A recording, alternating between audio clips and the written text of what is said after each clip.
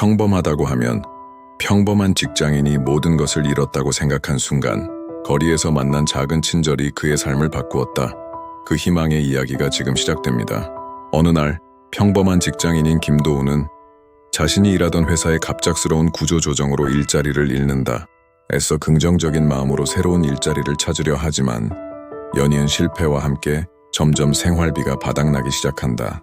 설상가상으로 가족과의 관계도 틀어지면서 도훈은 결국 집을 잃고 거리로 내몰리게 된다. 하지만 그날 밤 추운 거리에서 도훈은 뜻밖의 상황과 마주한다. 자신보다 더 힘든 상황에 처한 노숙자를 돕는 한 노인을 보고 처음으로 이곳에서도 희망이 있을까? 라는 생각을 하게 된다. 김도훈은 누구나 부러워할 만한 삶을 살고 있었다. 대기업의 안정된 직장에서 근무하며 번듯한 아파트와 자동차를 소유하고 있었고 주변 사람들에게 신뢰받는 성실한 사람이었다.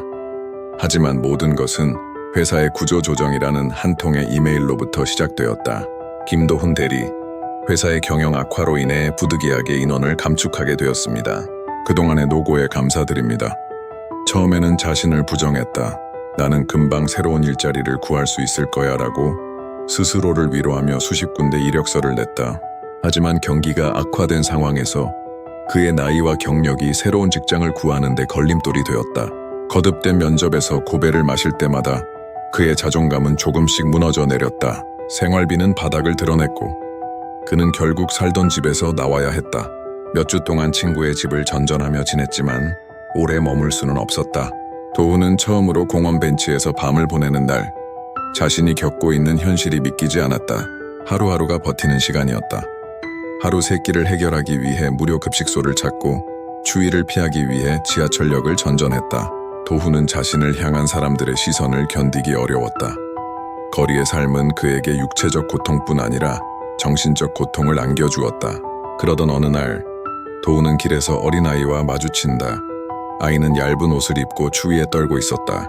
그 아이를 보며 도훈은 자신이 가진 마지막 빵 한 조각을 건넸다. 아이의 눈빛에서 고마움과 안도감이 묻어나왔다. 그 순간 도훈은 깨달았다. 나도 누군가에게 희망이 될 수 있구나.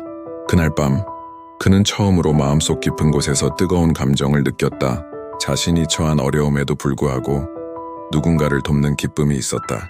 이 작은 행동이 그의 삶의 방향을 바꾸는 첫걸음이었다.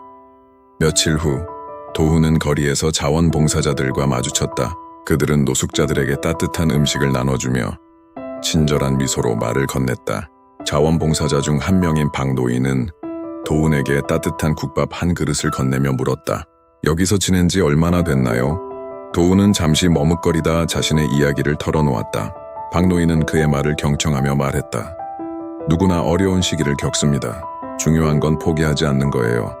당신에게도 분명 다시 일어설 기회가 올 겁니다. 이 대화는 도훈에게 큰 힘이 되었다. 그는 다시 일어설 방법을 찾기로 결심했다. 길거리에서 주운 재활용품을 활용해 작은 장신구를 만들고 그것을 팔기 시작했다. 비록 적은 돈이었지만 그는 자신이 뭔가를 해냈다는 자부심을 느꼈다. 자신이 번 돈으로 도훈은 다른 노숙자들에게 간단한 음식을 나누어 주기 시작했다. 떡과 물 한 병이 전부였지만 그 작은 나눔은 큰 반응을 불러일으켰다. 도움을 받은 노숙자들은 그에게 감사의 말을 전했고 도훈은 그들의 웃음을 보며 더욱 큰 책임감을 느꼈다. 어느 날 도훈은 자신처럼 어려움을 겪는 사람들을 모아 작은 모임을 시작했다. 그들은 서로의 이야기를 나누며 격려하고 함께 살아갈 방법을 고민했다. 이 모임은 점점 더 많은 사람들을 끌어들이며 커져갔다. 도훈은 자신이 만든 모임을 체계적으로 운영하기 위해 작은 자선단체를 만들겠다는 목표를 세웠다. 그는 자원봉사자들과 함께 지역사회에 도움을 요청하며 후원과 지원을 받기 시작했다.